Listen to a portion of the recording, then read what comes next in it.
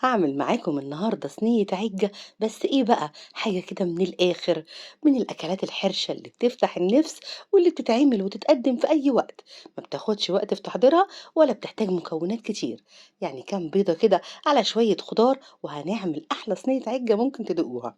يالّا بينا نعملها على طول، بس لو أول مرّة تشوفوني أنا جيهان عزب، ولو أنتم جداد على القناة يسعدني اشتراككم ووجودكم معايا فيها. هنجيب طاسة وهنحط فيها شوية حلوين من الزيت، وهنجيب بقى بصلتين كبار أو 3 بصلات متوسطين من البصل الأبيض وهنقطعهم صغير، وعايزين بقى نشوحهم في الزيت كويس قوي.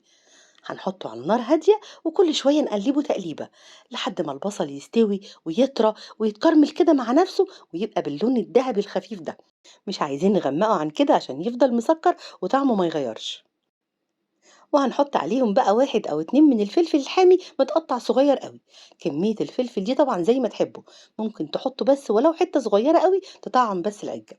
وهنشوحهم مع البصل تشويحة بسيطة كده ريحته بس تطلع. وبعدين هنجيب 1 من الطماطم، هنشيل منهم المية والبذر ونقطعهم مكعبات صغيرة.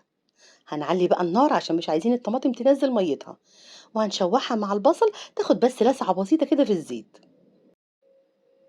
وكده خلاص البصل استوى وطري واتشوح مع الطماطم والفلفل حلو قوي وخد اللون الذهبي الحلو ده. نقفل بقى عليه ونسيبه على جنب لحد ما يبرد. وعلى بال ما يبرد نجهز بقى بقية المكونات. في بولة هنحط 5 بيضات، ممكن تستعملوا 6 7، تزودوا أكتر كمان زي ما تحبوا. هنتبلهم بقى بمعلقة صغيرة من الملح والكمون والبابريكا ورشة بسيطة قوي من الفلفل الأسود ومعلقة كبيرة من الكزبرة الناشفة.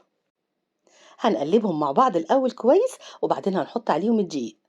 كل بيضة هنحطها هتاخد معلقة كبيرة من الدقيق، يعني كمية الدقيق بتكون قد البيض اللي هنحطه بالظبط. وهنحط كمان معلقة صغيرة مليانة من البيكنج صودا اللي هي الكربوناتو، بتخليها هشة وخفيفة وحلوة قوي. لكن لو مش متوفرة حطوا معلقة كبيرة مليانة من البيكنج باودر. وهنخلط بقى المكونات دي مع بعضها كويس قوي.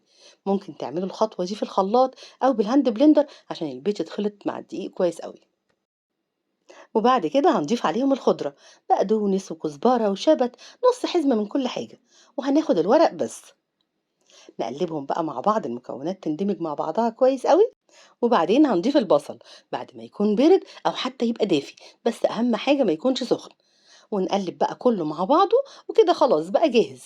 وده بيبقى قوامه مش خفيف ولا تقيل. لو حسيتوا ان هو تقيل قوي ممكن تخففوه بمعلقة أو 2 من الحليب. وهنجيب الصينية اللي هنسويه فيها ونحط شوية من الزيت ونمسح بيهم الصينية كلها. والخطوة بقى اللي بتفرق في تسوية العجة جدا إننا هنسخن الصينية بالزيت الأول عشان لما نضيف الخليط فيها العجة تعمل طبقة كده من تحت ما تلزقش في قاعدة الصينية. خلوا بالكم لو هتستعملوا صينية بايركس زي اللي استعملتها إنها تكون بتتحط على النار، أو سخنوها في الفرن أضمن. نفرد بقى الخليط في الصينية ونساوي الوش، وهندخلها فرن هنكون مسخنينه من الأول على درجة متوسطة 180.